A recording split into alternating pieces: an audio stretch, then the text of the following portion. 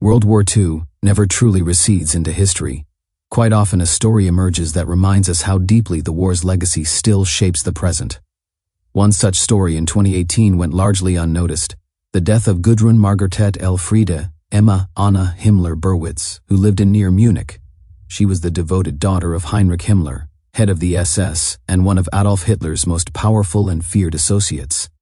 Gudrun was born in 1929, at a time when her father was rapidly consolidating his authority as leader of the SS, the elite Nazi paramilitary organization.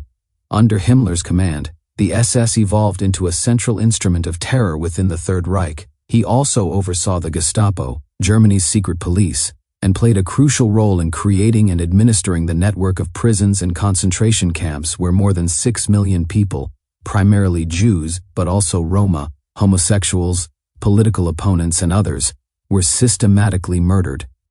As Himmler's eldest child and only legitimate daughter, Gudrun held a special place in his life, although he later adopted a son with his wife Margarete and fathered 2 more children with his longtime mistress, Hedwig Potthast. Gudrun remained his favored companion. Throughout the 1930s and early 1940s, Himmler often kept her close, presenting her as a living emblem of the Nazi ideal: blonde, blue-eyed, and seemingly innocent. She attended Christmas celebrations with Adolf Hitler himself, who reportedly doted on her, giving her dolls and chocolates. Despite having visited the Dachau concentration camp at the age of 12, Gudrun later denied that the Holocaust had ever taken place. Her diary entry from that visit reveals how carefully orchestrated such tours were. She wrote enthusiastically about the gardens, the pear trees, and the artwork created by prisoners, describing the day as very nice and noting that there was plenty of food afterward.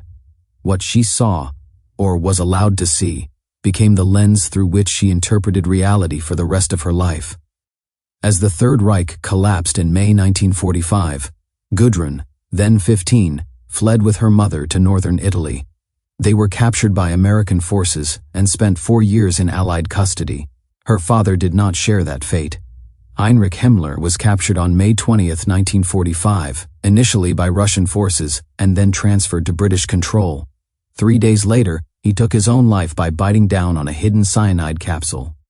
Gudrun, sometimes referred to by admirers and critics alike as a Nazi princess, never renounced her loyalty to her father or acknowledged his responsibility for mass murder.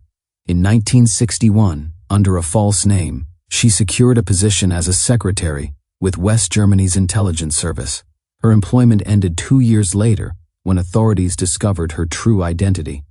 In the late 1960s, she married Wolf-Dieter Burwitz, a writer with ties to a right-wing political organization, and the couple settled in a suburb of Munich, raising 2 children. Far from distancing herself from her past, Gudrun became increasingly active in extremist circles. In her later years, she was closely involved with an organization known as Stille Hilfe, or Silent Help. Founded after the war, the group provided financial and legal assistance to former Nazis and war criminals, including figures such as Klaus Barbie and Anton Maloth, helping some escape prosecution or flee Germany, often to South America. The organization has long been associated with banned neo-Nazi groups and movements that deny the Holocaust altogether. Gudrun Himmler Burwitz's life stands as a troubling reminder that the defeat of Nazi Germany did not bring an immediate or universal moral reckoning.